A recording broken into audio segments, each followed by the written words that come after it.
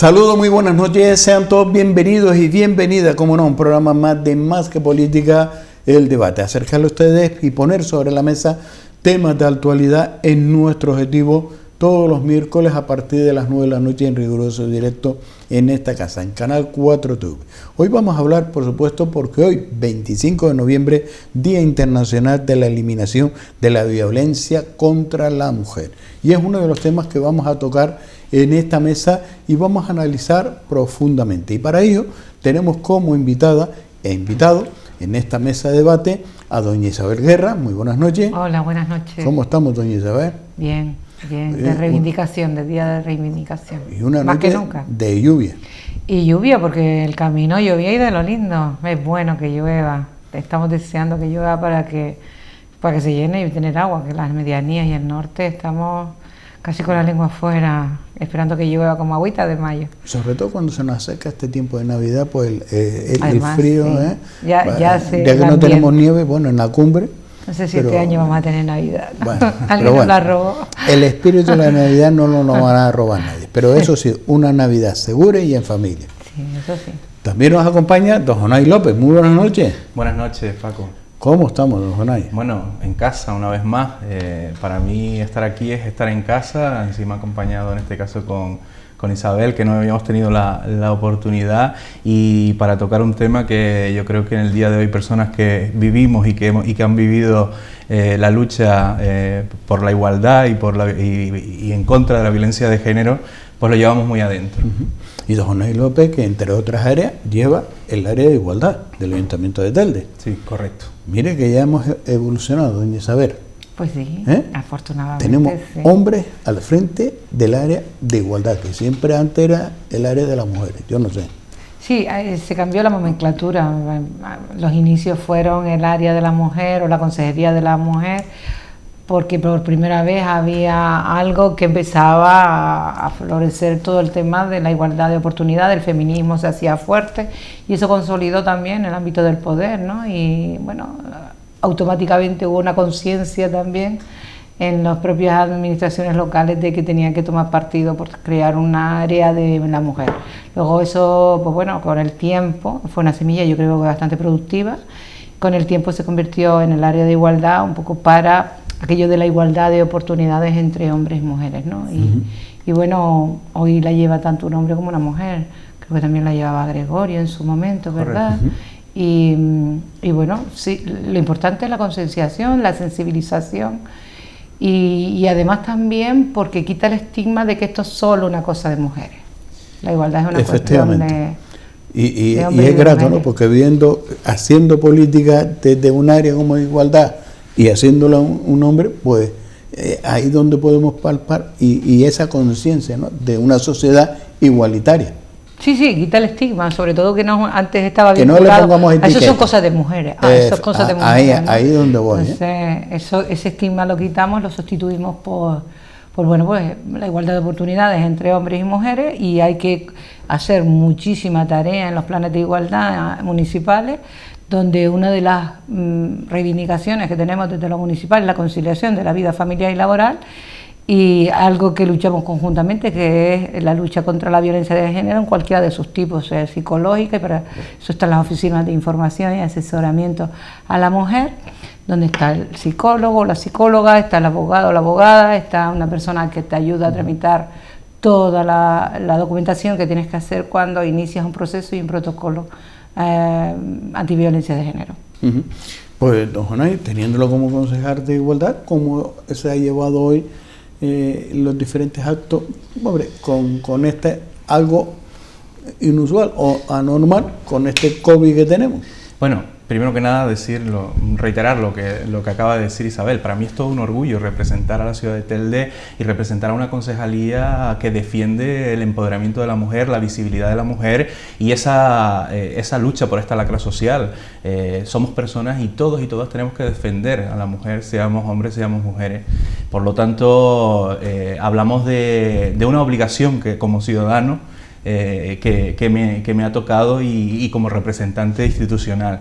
En ese sentido, decir que la ciudad de Telde se ha sumado un año más como ciudad pionera en materia de igualdad en la isla de Gran Canaria históricamente, pues en este 25 de noviembre, un 25 de noviembre totalmente atípico. A nadie se le esconde que esta pandemia, esta crisis sanitaria que vivimos se ha llevado a algo tan importante para estas campañas de concienciación como es la calle y la reivindicación callejera. Un día como hoy, estoy más que seguro que Isabel, yo y mucha gente hubiésemos estado en Las Palmas aunque estuviera lloviendo, porque tocaba reivindicar en la calle, hacer visible esta lucha.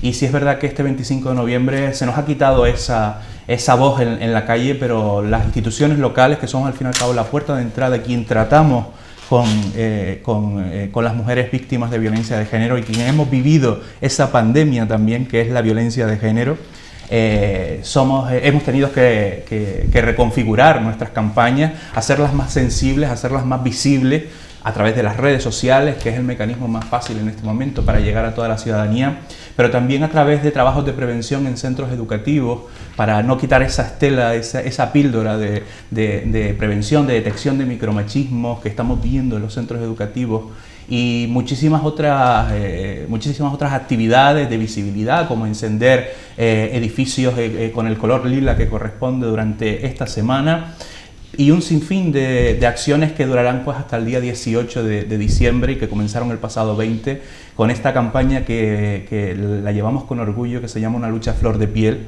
este año, y en la cual pues 29 manos de la ciudad, tanto hombres como mujeres, reiterando esa obligación de los ciudadanos y ciudadanas por luchar en contra de la violencia de género, pues dan voz a esta lucha con un lienzo en la mano, y que piden que muchas otras manos se unan para decir no al miedo de muchas mujeres. Sí, yo creo que a las mujeres nadie nos ha regalado nada. La lucha ha sido en la calle, ha sido en la reivindicación. Hemos tenido que salir a la calle a reivindicar nuestros derechos, desde los derechos laborales. Y por eso pues muchas veces recordamos el día del 8 de marzo todo lo que son derechos laborales de la mujer, hasta la conciliación de la vida familiar y laboral, que es una apuesta que se tiene que dar yo creo que desde lo municipal, desde lo local, ¿no? Porque todo el tema de cuidados y atención a personas mayores todavía sigue recayendo el peso en las mujeres, todavía pues no tenemos infraestructura suficiente o servicios suficientes desde lo local para que las mujeres puedan salir tranquilas a trabajar, si es lo que quieren, salir a trabajar. ¿Por qué? Porque sencillamente dejan en sus casas pues a una suegra, a una abuela, a una madre, que le toca el cuidado a ella. Yo pertenezco a una asociación de mujeres, asociaciones de mujeres Maguada, y tenemos un proyecto de trabajar la soledad de las personas mayores.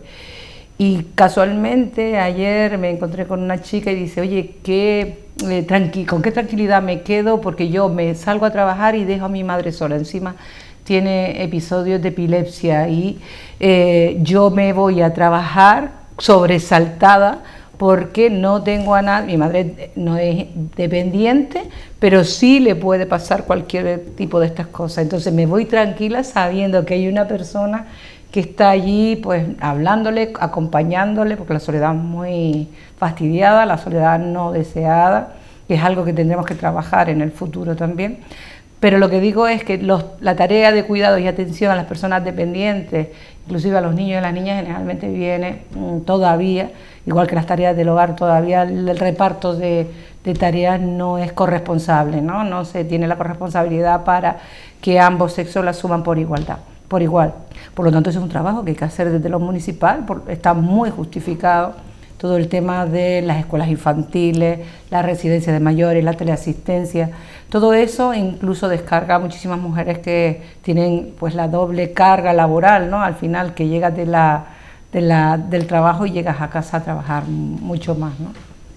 Sí, por supuesto. Yo creo que Isabel ha hecho pues esa radiografía que todavía nos queda por trabajar, que somos las instituciones locales, como vuelvo e insisto, quien tenemos que poner en marcha pues mecanismos como por ejemplo las escuelas infantiles, una propuesta que esta ciudad de Telde se marcó, este grupo de gobierno, desde el anterior grupo de gobierno con Carmen Hernández a la cabeza, y ahora pues tanto con Héctor, Carmen y todo el gobierno pues hemos hecho realidad y lo vemos en días de haber abierto. Muchas familias daban las gracias y muchas madres daban las gracias, pues, amigas mías, Ya no hablo ya de una persona que te lo dice y ya está, sino lo vives personalmente, de personas que dicen que gracias, que ya se ponen ya ese tipo de recursos para poder conciliar la vida, porque al fin y al cabo lo que viene a demostrar es que la mujer todavía sigue teniendo la carga de muchas cuestiones domésticas, de la familia, y ese es el vivo ejemplo del patriarcado. Aquí la palabra es clara, el patriarcado que ha marcado el rol de la vida de muchas mujeres, que ha sido el yugo y sigue siendo el yugo de muchas mujeres, encima en zonas. Y aprovechando que está aquí Isabel y Terror y que les habla de que es de los magullos de una zona rural, ese patriarcado aún todavía marcado en zonas rurales, tanto de una ciudad como de zonas de medianías y cumbre, donde todavía la mujer sí o sí tiene que tener esas obligaciones por debajo del hombre. Para ello, por ejemplo, por ponerles un caso, esta Concejalía de Políticas de Igualdad históricamente ha realizado actividades en diferentes colectivos y barrios con un claro fin.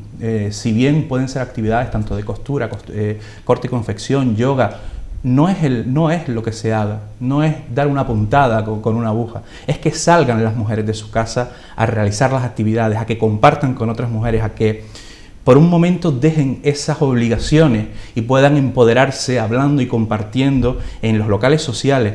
Ese trabajo históricamente se ha realizado desde la Concejalía de Políticas de Igualdad del Ayuntamiento de Telde como complemento a esa labor de prevención en centros educativos para detectar esos micromachismos que todavía existen. Prueba de ello son estas actividades que estamos realizando en esta campaña, en el que le preguntamos a los chicos de edades de la ESO y bachillerato, que es donde hay que trabajar. Yo creo que es donde hay que trabajar, también hay que trabajar en edades más tempranas, pero yo creo que ahí está el foco en este momento de trabajo.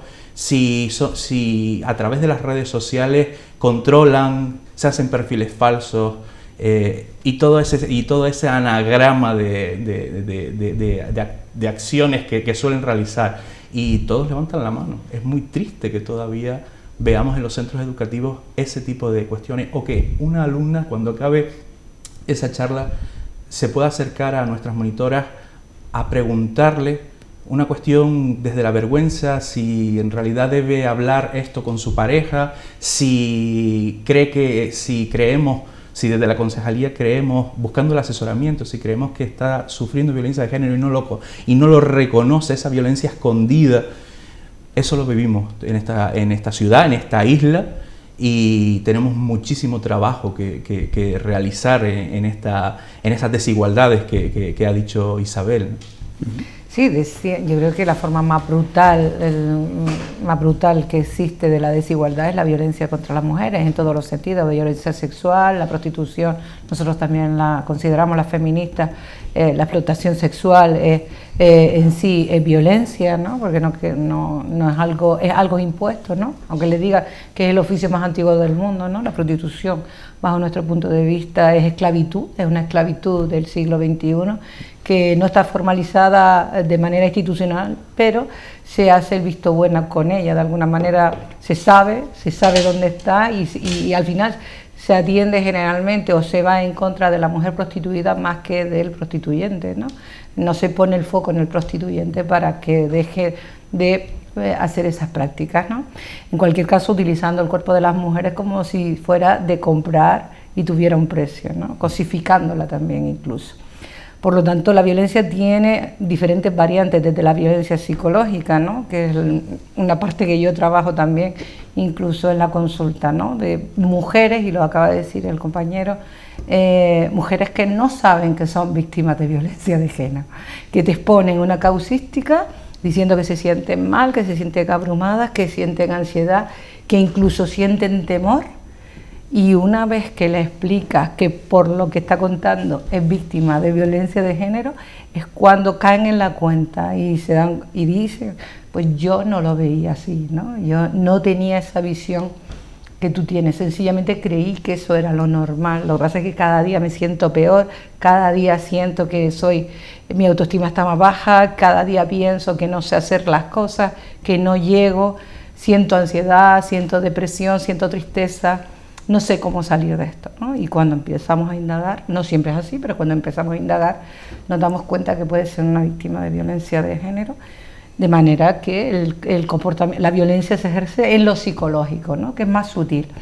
Escuchaba esta mañana también en la radio, en una radio de una víctima de violencia de género, o una superviviente, vamos a llamarla, de violencia de género, y decía que ella había salido, pero que en realidad no entendía por qué algunas mujeres quitaban la denuncia una vez que la ponían y que se volvían para atrás, y que a ella continuamente le estaban diciendo, bueno, ¿y estás segura de que no la va a quitar? ¿Estás segura de que no la va a quitar? Y ella no entendía por qué la quitaban otras mujeres. Hay que saber que la violencia de género es un proceso, por así decirlo, es una escalada de violencia. No, generalmente la mujer, como te digo, en una primera instancia no sabe que es víctima del control, los celos. Por ejemplo, se tienden a pensar una chica joven que su chico la cela y que eso quiere decir que la quiere muchísimo. Es decir, se malinterpretan ciertos mensajes que si no estás atento estamos ante un controlador que puede ser un futuro maltratador psicológico, y la consecuencia después del psicológico es la bofetada, porque eso hay un entrante, ¿no? Y en este caso pues hay que saber que todo el proceso de desprogramación de lo que es la víctima de violencia de género es todo un proceso, y que la recaída es hasta normal, y hay que vivirla no como un sentimiento de culpabilidad a esa víctima que retira esa denuncia y vuelve con su maltratador, sino hay que mirar cuáles son los procesos internos de esa persona que hacen que vuelva con aquel que la hace infeliz. Porque, bueno, ahí hay una serie de componentes, entre otras cosas lo que le llamamos nosotros la indefensión aprendida, de no saber hacer otra cosa que estar con un marido que es así y creer que lo puede cambiar con su infinito amor, ¿no? Porque muchas de ellas dicen, bueno, pues yo lo cambio, esta vez él se va a portar esta vez mejor, es que ha tenido una infancia difícil, eso, pues, pero ya él ha comprendido que no me puede seguir tratando así, es lo que le llamamos nosotros la luna de miel, ¿no? En ese ciclo, ¿no? Y cada día menos luna de miel y más torta, ¿no? Más violencia.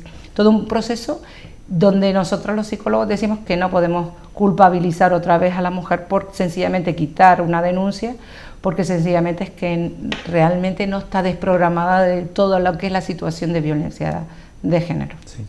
A mí me gustaría reiterar una cuestión que acaba de decir, o por lo menos darle esa fotografía a la realidad que hemos vivido, y es la realidad de este confinamiento. Este confinamiento nos ha traído una cara, y esa cara es la cara de una mujer víctima de violencia de género más acusada. Vivir con tu maltratador, tu pareja maltratadora, ha sido muy duro las 24 horas del día. Vivir esa violencia escondida, inicial, que decía Isabel, se ha acusado mucho más en esta etapa de pandemia. Vivir esa violencia económica de esas mujeres que podían tener un pequeño rendimiento económico por un pequeño trabajo que tenían, o una pequeña manutención, o una pequeña economía sumergida, se les ha venido abajo, y por lo tanto han tenido también que buscar mecanismos para poder necesitar ayuda, buscar ayuda en los servicios sociales correspondientes dentro de las áreas de políticas de igualdad de los ayuntamientos. Pero se ha acusado una realidad bastante dura, y es la fotografía que cuando hablo habitualmente con el equipo técnico me lo deja muy claro. Si bien lo que se ha despertado es la violencia sexual, la violencia ha vuelto otra vez, la violencia sexual a mujeres, la obligación, el daño sexual a mujeres, y también nos lo ha traído esta pandemia. Lo que quiero decir es eso, ¿no? Que esta pandemia tiene un rostro y una pandemia anexa, como me gusta decirlo, y esa pandemia es la pandemia de la violencia de género, que se ha avivado, y que, por ejemplo, en el caso de Telde nos han dado ya cifras.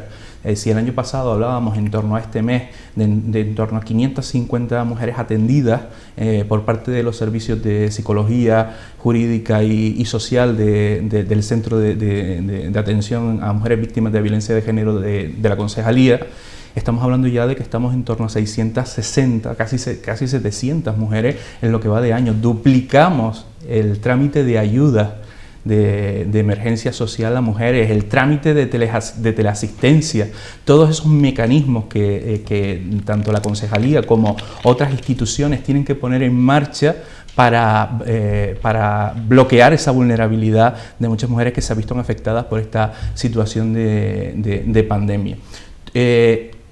Todo esto, toda esta realidad es el lado invisible de áreas como por ejemplo políticas de igualdad o el trabajo en materia de violencia de género. Las compañeras a las cuales agradezco enormemente la labor que realizan, me lo reiteran habitualmente, aquí en esta pandemia se le ha dado cara a actrices y actores como pueden ser los sanitarios, como pueden ser las fuerzas de seguridad, pero nos hemos olvidado de esas trabajadoras, de esa trabajadora social, de esos psicólogos y psicólogas, de esos abogados que han estado a pie del cañón desde el día 1 de la pandemia, de lunes a domingo, atendiendo a muchas mujeres por teléfono de una manera silenciosa, en el momento que pueden hablar, dándole apoyo psicológico semipresencial y presencial en casos de urgencia, acompañando a mujeres víctimas de violencia de género a los juzgados y algo fundamental, ayudándolas a una realidad que nos hemos dado cuenta, la falta de alfabetización digital. Nos hemos tenido que todos y todas adaptar a una realidad digital, pero las mujeres víctimas de violencia de género, con recursos escasos, viviendo en su casa y con órdenes de alejamiento, vigiladas por su maltratador sin poder salir de su casa para firmar una ayuda de emergencia social. Ahí hemos tenido que las instituciones tener que hacer un esfuerzo por alfabetizar a las mujeres, poner recursos para firmas de trámites judiciales, de ayudas, de trámites en el paro, todo ese tipo de realidad. Esa es la realidad oculta que sale, por desgracia, un día como el de hoy, y a lo mejor mañana se vuelve a olvidar, y mañana sigue subiendo otra vez las cifras y nos hemos olvidado y tenemos que volver a salir el día 25 del año que viene a decirla. Y por eso yo creo que tanto Isabel como yo nos gusta reiterar que el 25 de noviembre es todos los días, es todos los días. Aquí no existe un 25 de noviembre que acaba dentro de un par de horas, ya está, es todos los días. Quizás el 25 de noviembre nos sirve como excusa un poco para ponerlo sobre la mesa, ¿no? Porque durante el año, es lo que tú decías, Jornay, nos hemos acordado de montones de colectivos en esta pandemia. Y en el confinamiento nos acordamos de las mujeres. ¿Qué hacemos con las mujeres que se quedan con sus maltratadores y los niños y las niñas que dejan de ir al colegio? Que al menos el colegio era una tregua a toda esa violencia que se vive interna y que ahora están en un confinamiento las 24 horas, donde el maltratador controla a la víctima las 24 horas, controla su cuerpo, controla su tiempo, controla qué es lo que hace y qué es lo que no hace. Controla hasta su respiración, si nos damos cuenta. Y los niños son testigos las 24 horas. Antes podían taparse los ojos o irse al cole y su manifestación de lo que pasa dentro de casa es a través de la irritabilidad o que vayan mal las notas en el cole o ser unos niños aislados socialmente del resto, ¿no? Sintiéndose incomprendidos y sin saber cómo expresar lo que está pasando en casa. Muchas veces el síntoma de lo que está pasando en una familia es el niño y lo ven los profesores todos los días, ¿no? Hasta niños maltratados, que es lo más brutal, ¿no? Pero el síntoma siempre es el niño de lo que está pasando en la familia. Bueno, pues ¿qué hacer con todo eso? ¿Qué hacer? Porque nos dimos cuenta de que, ¿y ahora? ¿Cómo protegemos a las mujeres? ¿Cómo hacemos? Porque tienen que estar metidas dentro. Bueno, los juzgados actuaron, se supone que durante todo el tiempo del confinamiento estuvieron abiertos haciendo juicios rápidos con el tema de la violencia de género. La mascarilla 19, donde en la farmacia podías dar la voz de alarma, sencillamente yendo ahí, solo diciendo mascarilla 19, se activaba todos los protocolos. La Guardia Civil se ve indefensa también porque la mujer no sale a poner una denuncia a la Guardia Civil para volver otra vez a su casa porque está confinada. Se redujo en ese tiempo, y ahí están las cifras también, la denuncia directa de lo que estaba pasando, porque claro, no tienes espacio ni tiempo para denunciar. Por eso las cifras han bajado y se supone que una vez que pase el confinamiento, decía esta mañana el fiscal que no había notado diferencia en cuanto a denuncias, lo decía en una radio, ¿no? Y volvemos otra vez a la indefensión aprendida. Yo siempre pongo el ejemplo para los chavales, que esta semana tuve una charla en el IES de guía, y le decía, ¿ustedes se acuerdan el elefantito ese de Jorge Bucay? Ese que intentaba quitarse y hacía fuerza para zafar su cuerda de la estaca a la que estaba amarrada, era pequeñito, ¿no? Y hacía muchísima fuerza, y se dio cuenta que no podía. El elefante creció, siguió amarrado y ya no lo intentaba ni tan siquiera, porque tenía dentro de sí que no podía, porque sus experiencias eran las que no, que su experiencia era que lo intentó y nunca pudo, ¿no? Sabiendo que el elefante creció y que con un simple golpe se deshacería de la cuerda a la estaca, ¿no? Pues eso es la indefensión aprendida. Eso es, las mujeres se han acostumbrado a que el golpe, detrás del golpe, pues viene la calma y ese es el proceso, ¿no? Y antes, pues bueno, pensaba, o es porque tiene la comida menos sal, seguro que la culpa es mía, o es desde que abres la puerta, pues ya te entraba el solo sonido, había algunas mujeres que el solo sonido de la llave en la puerta ya le producía el vamos a ver cómo viene, ¿no? Claro, la mujer ha aprendido que haga lo que haga, va a llevarse la torta, ¿no? O va el insulto, la humillación, haga lo que haga, por lo tanto no hace nada y se acostumbra a no hacer nada. Y ese es su sistema de no hacer nada. Entonces, claro, esta pandemia y el confinamiento ha dado para que esa mujer diga, haga lo que haga, voy a seguir confinada. Tengo que vivir con este señor todo el tiempo, pero es que además cuando termine el confinamiento no es seguro que no me vuelvan a confinar. Eso es lo que no pensó el fiscal cuando estaba diciendo esto. No es seguro que dentro de 10 días y tal y como estaban las noticias yo no vuelva a estar dentro, por lo tanto me voy a arriesgar a una denuncia cuando dentro de 3 días me vuelven a confinar, me mata a mí y a los niños. ¿Es o no es? Entonces eso es lo que no... Habrá que estudiar el fenómeno es súper sencillo y claro, sí, no ha terminado la pandemia, no ha terminado la incertidumbre de que podamos ser confinados, por lo tanto, ¿por qué voy yo a arriesgarme sabiendo que me puedo meter otra vez en casa con el maltratador? Bueno, pues esas cositas que a veces un fiscal no está ajeno realmente a lo que está pasando porque eso lo ves en consulta, como la mujer se preocupa muchísimo. Y luego lo que nosotros decimos, cuando te decidas la mujer, y eso para la que lo escucha, abandonar a la persona que te está maltratando, no se lo digas. Empieza a hacer tu plan de salida, de huida. Prepara tu documentación porque te va a hacer falta luego para arreglar documentación. Guarda esa bolsa con ropa, con un set de higiene personal. Los niños, tenlos aleccionados para saber que cuando tienes que salir sin decirlo, salgas segura. Porque a veces también les decimos, no, tú denuncia, que no pasa nada, que tienes toda una serie de servicios a tu alcance que te van a hacer, que estés segura y no te va a pasar nada.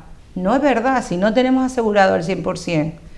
Que todo ese proceso se va a dar y se va a dar bien, y el consejo que le damos a la señora, sí, vete del maltratador, pero prepara previamente un plan de huida, porque está comprobado que cuando hay desenlace de muerte es cuando tú anuncias o bien que vas a presentar la denuncia o bien que te vas a separar. Ese es el problema, esa es la zona crítica, o que te vas de casa, otra zona crítica, porque antes muerta que fuera yo y después detrás me mato yo, pero tú no sales de esta casa viva. Entonces mucho cuidado con esos mensajes de decir salga usted y denuncie, porque hay que primero protegerse. Son las supervivientes, una vez que salen de esa etapa son supervivientes y hay que protegerlas. Yo siempre lo digo, prepárate un set, guárdalo en un sitio donde no te lo vea, porque si el maltratador adivina vértelo, pues tienes consecuencias, ¿no? Y a la menor de cambio, cuando veas el despiste, huye, vete. Ahí sí vas a tener los servicios, ahí sí vas a tener un centro de acogida, ahí sí vas a tener el 012 donde te va a indicar y se van a activar todos los protocolos, pero siéntete segura cuando te quieras ir. Sí, yo creo que Isabel ha hecho una biografía magnífica. Tiene que ser un empoderamiento estratégico, no de impulso, tiene que ser un empoderamiento estratégico. Si bien Hay servicios como por ejemplo los que puede prestar desde la propia concejalía, el asesoramiento jurídico, social y psicológico, pues dan las pautas para esa estrategia, para ese ¿no? Una vez que se toma esa iniciativa, que hay que tomarla, porque esta pandemia, como decía Isabel, nos ha quitado la autoestima en todo, nos ha quitado la valentía, nos ha quitado todo y nos ha encerrado y nos ha bajado los niveles de autoestima. Eso sumado a, bueno, ya cambiará, bueno, esta realidad, bueno, es que si me encierran otra vez, no, tiene que llenarse, volver a recobrar pues esa autoestima, esa fuerza necesaria para superar este momento de una manera totalmente estratégica y de una manera totalmente eficiente, y que por supuesto después viene el parapeto de la compañía de los servicios, ¿no? de iniciativas como puede ser ese Mascarilla 19, que hay que alabar, porque las cosas hay que alabarlas cuando están bien hechas. Creo que ha sido una campaña magnífica que se puso en marcha a principio de año por parte del Gobierno de Canarias, que ha sido copiada, que ha sido ejemplo del trabajo de muchas instituciones, sean de otras comunidades, incluso de otros países, como servicios municipales, como la propia policía, como un propio centro médico, incluso hasta un propio taxista. Lo que sí, y hay que ponerlo sobre la mesa, y se ha echado en falta, es la falta de sensibilidad todavía por parte de la ciudadanía de ser parte activa de esa escucha. Es decir, si bien nos han cerrado las puertas en esta pandemia, si bien esa violencia de género se ha vivido en cuatro paredes, nos ha faltado ser parte activa como ciudadano y ciudadana, de estar al lado y saber oír y saber apoyar. Estas campañas como el 25 de noviembre también son fundamentales para hacerle ver a la ciudadanía en general que no es cosa de una concejalía, que no es cosa de una institución, de un centro médico, de la policía, no. Es cosa de andar por la calle y saber actuar y ayudar a una mujer víctima de violencia de género, de vivir al lado de una persona que está sufriendo y saber ayudarla, darle ese apoyo estratégico, lógicamente, no incentivarla a ese impulso. Ha faltado por parte de la ciudadanía esa cosa de oír. Si bien, sí es verdad que hemos visto casos de denuncia, por ejemplo, a nivel municipal, de vecinos y vecinas que nos trasladaban información de lo que se estaba viviendo al lado de su casa con una pareja, y se actuaba y se estaba viviendo una situación de violencia de género y se le ayudaba a esa persona. Todavía queda mucho, y sobre todo, y vuelvo, insisto, en las zonas rurales, ese miedo a, no, yo no me meto en cosa o yo no me meto en la cosa que le puede estar pasando a esa mujer, porque las cosas de casa quedan dentro de casa. No, queda mucho, y hay que formar a la gente en esa prevención que en tanto hablamos de saber detectar lo tuyo y lo de los demás para ser parte activa. Sí, por seguir ahondando lo que ha pasado dentro del confinamiento, ¿no? Se ha incrementado en este confinamiento la toma de alcohol. Y no es un atenuante en la violencia de género, pero sí que es un inhibidor de la violencia en muchos casos. Y también se ha incrementado el uso de ansiolíticos por parte de las mujeres y psicofármacos en general, para ansiolíticos, antidepresivos. Bueno, yo soy de la teoría que pienso que el alcohol en la pandemia dentro agrava todavía mucho más el problema de la violencia hacia las mujeres. Y que las mujeres de alguna manera también atenúan el golpe, la tristeza, la depresión, la ansiedad a base de psicofármacos, porque si se ha aumentado el número de psicofármacos, quien más lo consumen son las mujeres en esta pandemia, en este aislamiento, y se ha aumentado el alcohol, y quien mayor usuario del alcohol, de toma del alcohol, son los hombres, pues tienes el caldo perfecto. tienes la tormenta perfecta para el infierno que se genera ahí dentro, para que una adopte una tarea sumisa ante la violencia de género y otra una actitud activa, mucho exacerbada por el alcohol, que no es un atenuante, repito, no es un atenuante, pero sí que es verdad que se genera toda una historia dentro del hogar, que lo veremos con el tiempo, porque todavía es pronto para analizar lo que ha pasado ahí dentro, ¿no? Y luego los testigos invisibles o silenciosos, que son los niños y las niñas, que también habrá que trabajar. Nosotros los psicólogos decimos que la pandemia en general, el confinamiento ha traído incertidumbre, ha traído miedo, ha traído trastornos obsesivos compulsivos con el tema de la limpieza, y más que se verá porque y aquellas personas que ya eran propensas a tener una salud mental débil, el aislamiento social la va a debilitar más y son más vulnerables, y lo vamos a ver en el tiempo. Ya desde el Colegio de la Psicología se están analizando los datos, todavía es muy pronto, pero todo hace indicar, además se sabe porque en las consultas están viniendo muchísima más gente que antes del confinamiento, y se ha quedado ese aislamiento, ese miedo. Pues imagínate tú, multiplicado por todo lo que tienes que multiplicarlo, si encima es violencia dentro de las cuatro paredes. Es verdad, como dice el compañero, que la tarea de sensibilización tiene que llegar también a los convecinos, a los que vemos y asistimos a la violencia y nos callamos. Ese no es mi asunto. Volvemos a retrotraerlo al ámbito doméstico. Y eso lo trae también el confinamiento, es algo particular de dentro de casa. Eso también se va a reflejar en los próximos meses, lo vamos a ver sin duda. Decía el fiscal, es que no, las denuncias no, eso todavía es temprano, pero además la explicación de las denuncias es por eso, porque no hemos terminado el confinamiento. Entonces, todo eso todavía es un entramado, y yo sí pienso que las campañas de sensibilización están siendo pocas. No se pueden reducir al 8 de marzo y al 25 de septiembre o la semana previa al 25 de noviembre. ¿Por qué? Porque durante todo el año tenemos que seguir concienciando. Y eso lo hacía, algunos gobiernos lo han hecho muy bien. Yo echo de menos en este gobierno, a nivel nacional, esas grandes campañas que se hacían durante todo el año, eso de aquellas 12 causas, 12 meses para 12 causas o algo así, pero en materia de sensibilización con el tema de la violencia de género y las desigualdades. Lo he hecho en falta porque la concienciación no de un día para otro, la concienciación tiene que ser teledirigida estratégicamente para evitar todo esto durante todo el año. Lo que no podemos ceñirnos, es que yo conozco incluso organizaciones que se dirigen solo a esto durante este mes y luego ya durante todo el año no hacen nada más. Son zafras. Sí, pero se convierten en zafras, literales. Estratégicamente no es rentable, no es eficaz, porque se pierde el hilo conductor. Tú no tienes una estrategia continua.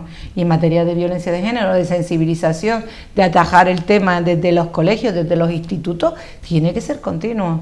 La coeducación ha traído también el tema de la igualdad de oportunidades y todo eso, y se trabaja en las aulas. Pero todavía, a pesar de saberse la teoría, porque los jóvenes se saben la teoría, luego la práctica es que todavía las mujeres, las niñas son sexualizadas en exceso, y los niños automáticamente utilizan el tema del control y los celos para controlar a su chica, que para eso es de él. Sí. Y esos patrones que en teoría los hemos trabajado se siguen reproduciendo porque los vemos todos los días.